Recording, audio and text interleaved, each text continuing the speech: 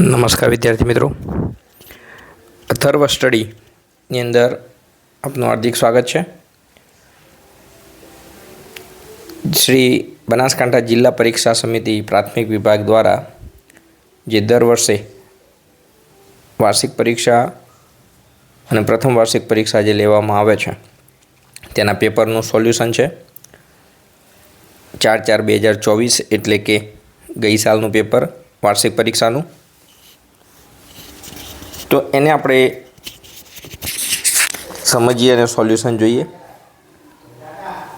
પ્રશ્ન નંબર 1માં વિકલ્પો કે જે 8 વિકલ્પો તમારે પૂછાય છે તે, અને એ વિકલ્પોનું સોલ્યુશન પણ અહીંયા તમને આપેલું છે. જવાબો સાથે એનું સોલ્યુશન છે.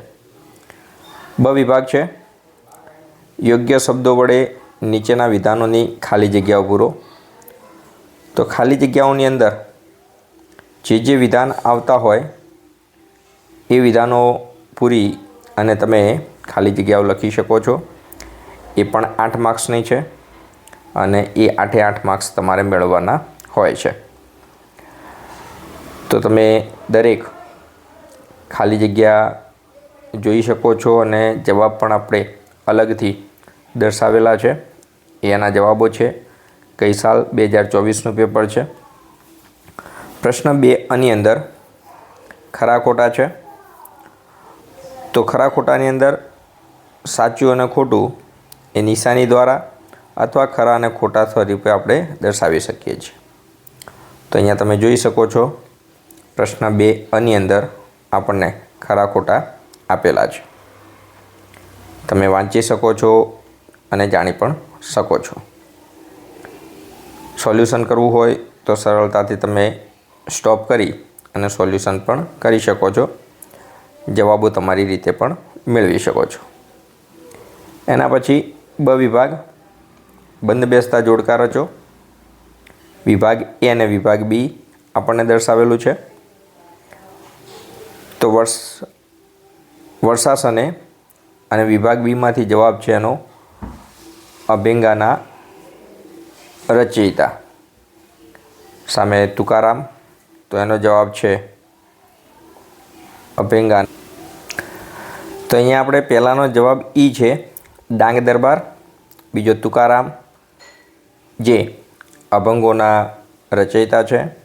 નૌકા સ્પર્ધા જેની અંદર વલ્લમકાલી.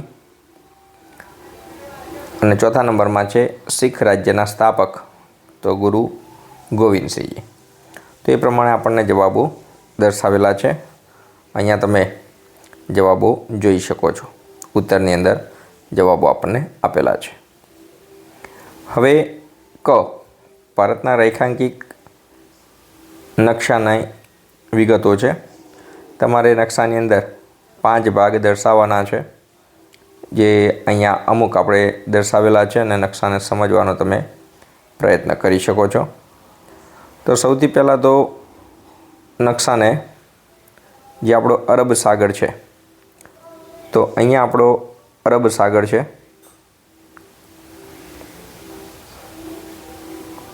એટલે કે દરિયાવાળો ભાગ.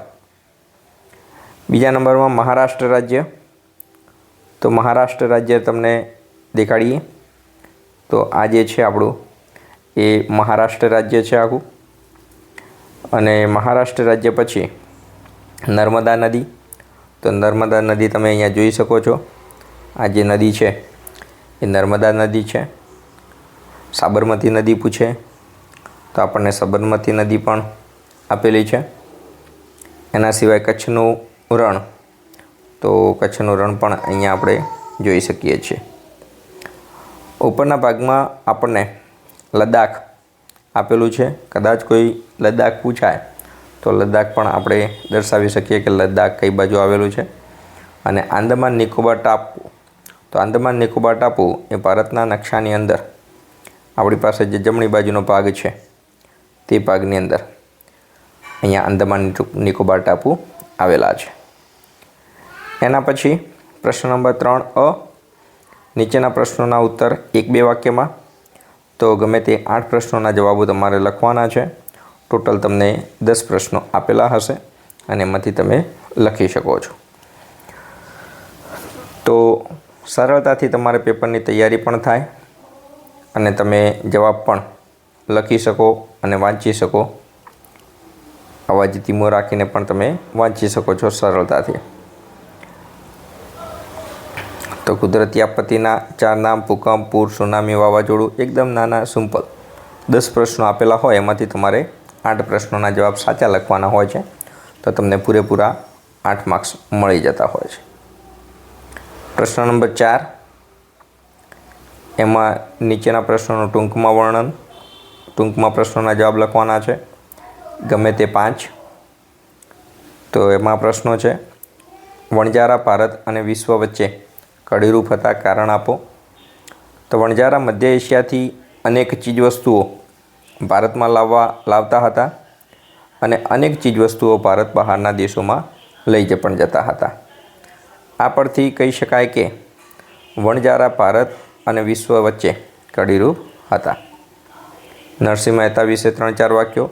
ઘણા બધા વાક્યો છે, અહીંયા તમને 3-4 વાક્યો દર્શાવેલા છે. નરસિંહ મહેતાનો જન્મ 1412માં ભાવનગર પાસે આવેલા તળાજા ગામમાં થયો હતો. પાછળથી તે જૂનાગઢમાં આવીને વસ્યા હતા. ગુજરાતમાં પ્રજાને ભક્તિરસથી તરબોળ કરવામાં નરસિંહ મહેતાનો ફાળો બહુમૂલ્ય છે. ગુજરાતી ભાષાના આદિકવિ કહેવામાં આવે છે. નરસિંહ મહેતાના પ્રભાતિયા તરીકે જાણીતા બનેલા જ્ઞાન અને ભક્તિપૂર્ણ પદોએ જન સમાજ પર ઊંડી અસર કરી છે. તેનું વૈષ્ણવ ભજન તો તેને કહીએ એ ભજન ખૂબ જ લોકપ્રિય છે. તો આ રીતે પ્રશ્નોના જવાબ સરળતાથી તમે વાંચી સમજી શકો છો.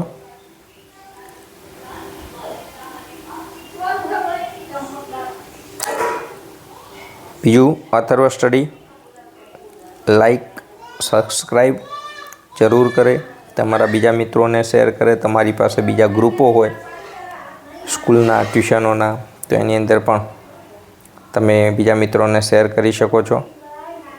વોટ્સઅપ દ્વારા શેર થઈ શકશે લિંકને, અથવા અથર્વ સ્ટડી તમે લખીને પણ દર્શાવી શકો છો યુટ્યુબની અંદર. ભૂકંપ સમયે કઈ સાવચેતી રાખવી? 7 મુદ્દાઓ છે. તમે કોઈ પણ 5 મુદ્દાઓ લખી શકો છો.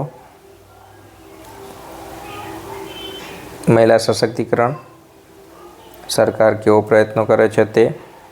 Startup India, make in India, કન્યાઓની સુરક્ષા માટેના, નારી સશક્તિકરણ, સ્ત્રી ભ્રૂણ હત્યા વગેરે.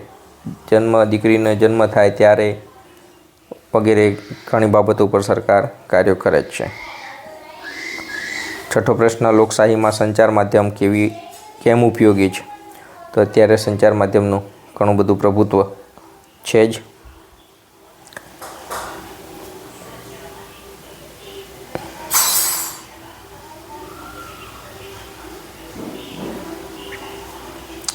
ગ્રાહક કોને કહેવાય?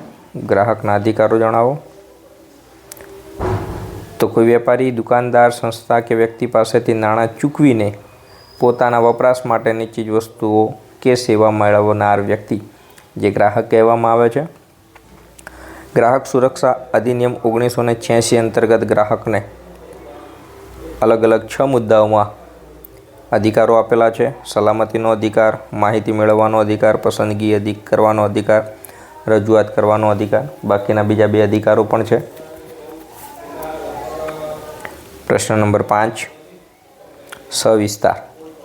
મોટા પ્રશ્નો કોઈ પણ 5માંથી 4 લખવાના છે. ટૂંક નોંધો.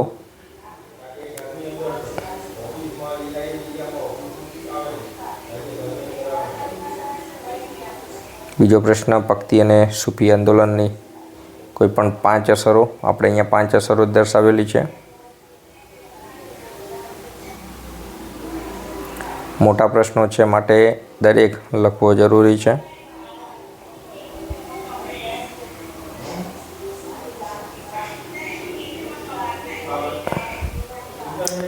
ત્રીજો પ્રશ્ન, જંગલોનું આર્થિક મહત્વ. જંગલો આપણા માટે ખૂબ જ ઉપયોગી છે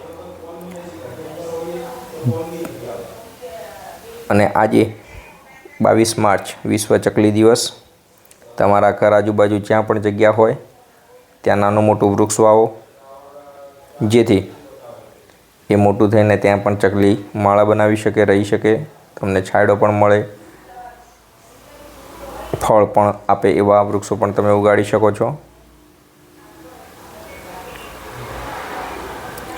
ચોથા નંબરમાં કૃત્રિમ ઉપગ્રહોનો ઉપયોગ.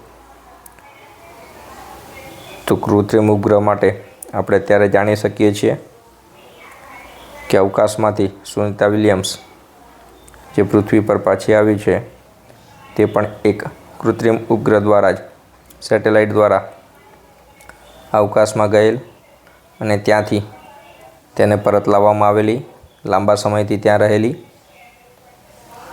એના સિવાય પણ ટેકનોલોજી ઘણી બધી વિકસેલી છે.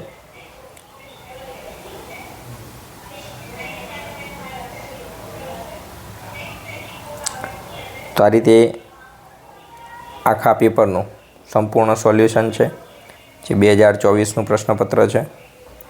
બીજા પણ પ્રશ્નપત્ર ટૂંક સમયમાં મૂકવામાં આવશે. ગણિતનું છે, વિજ્ઞાનનું છે.